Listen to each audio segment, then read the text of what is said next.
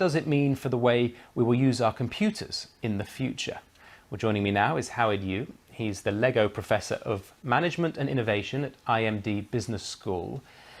We were talking there about cloud, Howard, but actually there's the return of a PC, isn't there? Project Volterra. Can you just explain a little bit about what this means for developers?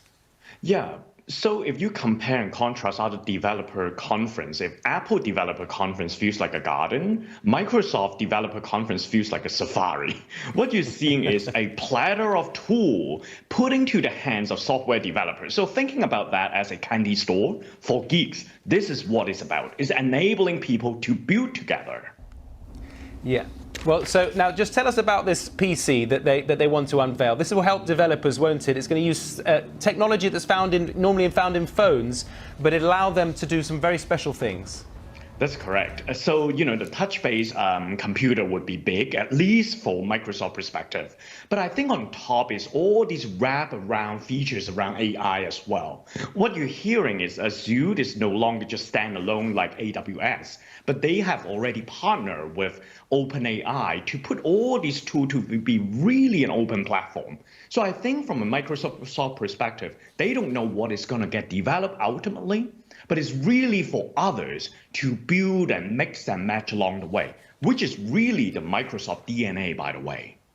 If we're going to touch on Microsoft DNA in a second, but if we continue on your theme of this being a candy store for geeks, there's a couple of things that people watching this might be very interested in. The first is that business websites, Microsoft are arguing, are going to be far easier to set up, and also that you can kind of zoom in a room. You can actually will be able to see people as if you're all in the same room on your screen when you're doing those, online calls.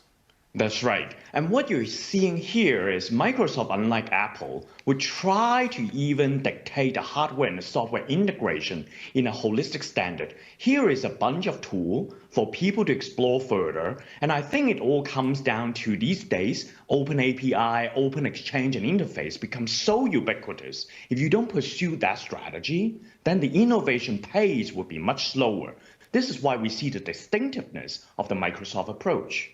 And Satya Nadella, the CEO, has got huge praise for saving the company when it wasn't looking like it was going to do very well. He's turned it around with this growth mindset. Did he add to the confidence of investors and people like you, analysts watching on, from his keynote speech?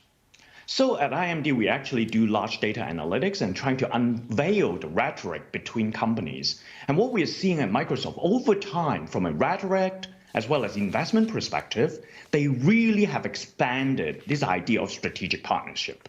So this is where they are partnering and acquiring GitLab and GitHub, as well as all the way to partnering with OpenAI, for instance. And all these really have enabled Microsoft to really bring in latest technology to the marketplace. And this is where we see the turnaround of the organization.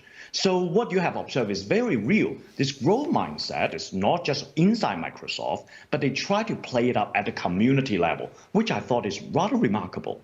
Howard, thank you for joining us on our own safari there. Howard Yu from the IMD Business School. Appreciate your time. Hey.